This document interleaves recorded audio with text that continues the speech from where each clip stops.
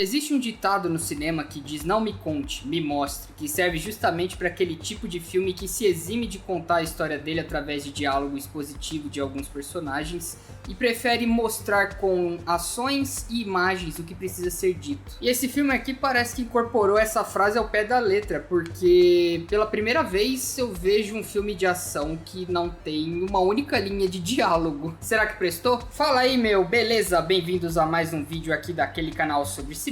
Eu sou o Felipe e hoje eu quero conversar com vocês a respeito de um filme de ação diferente que foi lançado no final do ano passado, que se chama O Silêncio da Vingança, ou Silent Night. Silent Night é um filme de ação dirigido pelo lendário diretor chinês John Woo, que tem no currículo filmes como Missão Impossível 2, A Batalha dos Três Reinos e A Outra Face. Esse filme marca o retorno do cineasta de volta aos Estados Unidos após cerca de 20 anos de hiato, trabalhando só no Oriente, e conta a história do personagem aqui interpretado pelo Joel Kinnaman, um pai enlutado que busca vingança pela morte do seu filho por uma bala perdida no meio de uma guerra de gangues. Temos aqui um ambiente completamente tomado pelo crime organizado. Traficantes vendem drogas na rua ao ar livre sem o mínimo de vergonha na cara, e quando há conflito entre gangues rivais, quem paga o preço são sempre os inocentes. Eu adoro como esse filme não precisa te explicar todo esse contexto através de diálogos dos personagens, então ele vai te mostrar através de transmissões de rádio, através de pichações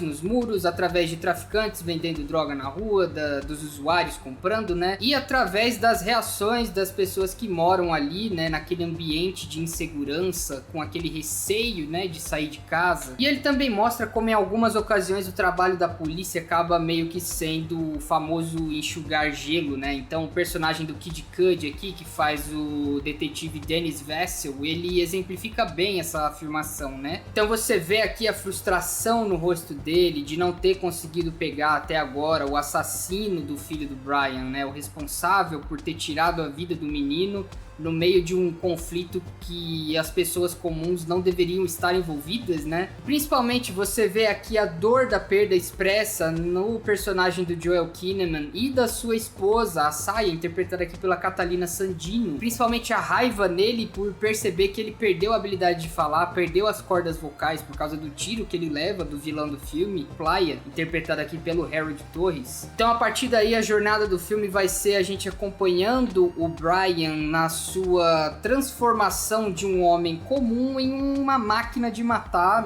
em busca de vingança pela morte do filho, e ele não vai deixar pedra sobre pedra nessa briga dele aí, até que ele pegue o líder da gangue, o Playa. Eu acho que a coisa mais legal desse personagem é que ele era um cara comum, com um emprego comum, ou seja, uma vida totalmente comum, mundana, que acaba virada de cabeça para baixo porque ele é vítima do crime organizado. Então ele não é nenhum John Wick da vida, o que quer dizer que ele precisa aprender o ofício, de ser um assassino. Então ele vai praticar técnicas de luta com faca, ele vai aprender a atirar com armas de fogo, ele vai até inclusive fazer manobras com o carro, aprender, a fazer manobras arriscadas com o carro para participar de perseguições quando for necessário, E eu gosto também de como ele é o cara que faz as coisas dele, ele faz as armas dele de certa forma. Então ele modifica o carro para deixar ele mais protegido, mais preparado para quando for entrar numa cena de tiroteio em algum lugar perigoso,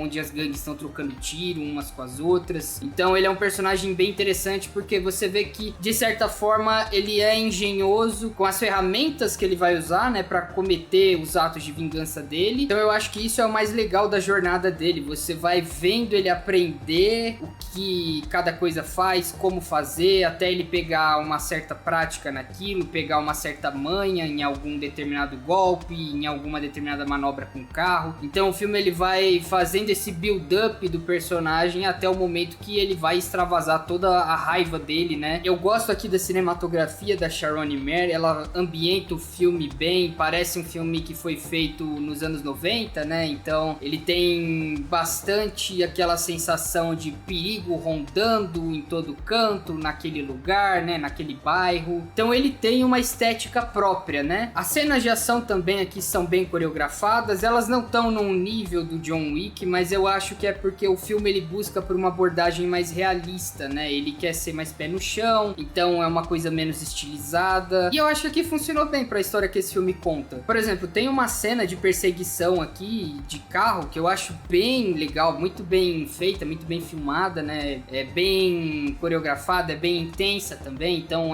tem muita troca de tiro. Aliás, haja munição nesse filme.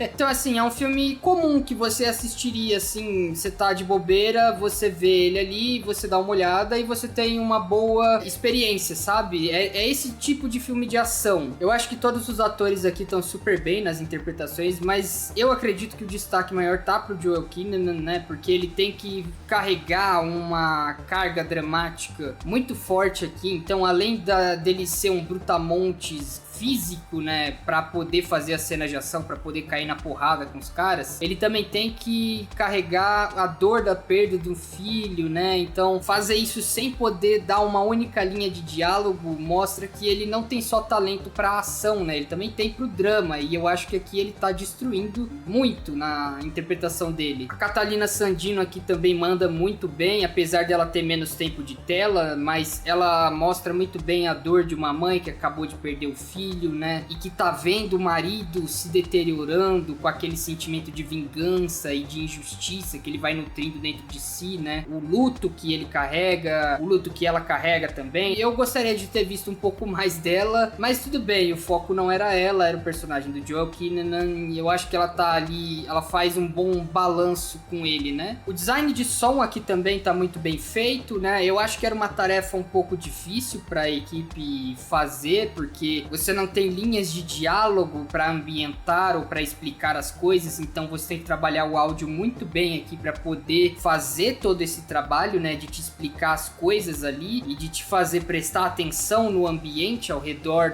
daqueles personagens. E casado a tudo isso, você tem a trilha sonora do Marco Beltrame, né, que traz toda aquela emoção do drama, da perda, da dor e do desejo de vingança cozinhando ali no coração do protagonista, e você como espectador você quer ver ele se soltando, né, extravasando toda essa raiva dele, toda essa vingança dele em cima dos vilões. É tudo muito bem feito aqui nesse filme, apesar dele ser um filme sem diálogos, sabe? Então o resultado pra mim é uma catarse, né, de sentimentos do protagonista sendo extravasados ali, né, em cima dos inimigos dele. Então eu acredito que as cenas de porradaria, as cenas de tiroteio entregam uma experiência satisfatória, né, pra gente que tá assistindo. É um ótimo filme pra quem é amante de filmes de ação com essa temática de vingança. Ele pode não ser o melhor filme na filmografia do John Woo, mas na minha opinião ele vale o seu tempo se você quiser ter uma experiência que vai se preocupar não em te contar, mas em te mostrar.